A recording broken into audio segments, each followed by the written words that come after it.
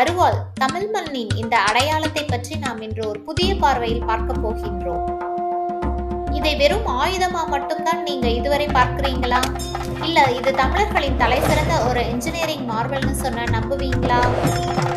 இதுவரை நாம் இதை விவசாயத்திற்கு கருவியாக மட்டுமே பார்த்திருக்கலாம். ஆனால் தமிழ்நாடு கிராமப்புறத்தின் ஆன்மீக பூமியில் ஒரு காவல் தெய்வத்தின் கையில் இருக்கும் அருவாள் வெட்டுவதற்கான கருவி அல்ல. அது பக்தி, பயம் மற்றும் ஒரு மாபெரும் சக்தியின் அடையாளம். விவசாயிக்கோ அல்லது காவல் தெய்வத்திற்கோ இந்த அருவாளின் வடிவமைப்பு மிக முக்கியம். இதோடு வளைவு வெறும் அழகுக்காக இல்லை, இதுல டார்கியூ மற்றும் மொமெண்டோ ஒளிஞ்சிருக்கு.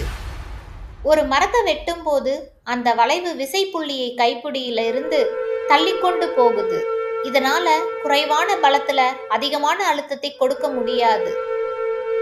கிராமத்து கம்மாய் பட்டறைச்சாலைகள்ல இதை செய்யற விதம் ஒரு மெட்டீரியல் சயின்ஸ் பாடம்.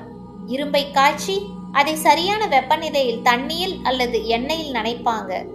இது இரும்போட கடினத்தன்மையை கூட்டும், ஆனா உடைய விடாது.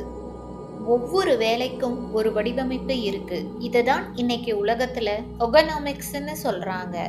மனித உடலோட அசைவுகளுக்கு ஏத்த மாதிரி இந்த கருவியை வடிவமைக்கப்பட்டிருக்கு. அறிவியல்ங்கிறது லேப்ல மட்டும் இல்ல, நம்ம மண்ணிலையும் இருக்கு. நீண்ட நேரம் வேலை செஞ்சாலும் கை வலிக்காது.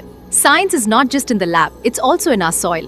The next time you see a sickle, think of the village science in it. வணக்கம், நான் சிந்து. இது ஸ்மார்ட் மைண்ட் ஸ்டோரிஸ் டே, கதைகள் சொல்லும் களம். இந்த வீடியோ உங்களுக்கு பிடித்திருந்தா லைக் செய்து உங்க நண்பர்களுடன் பகிருங்கள். சப்ஸ்கிரைப் செய்ய மறக்காதீங்க. Stay curing.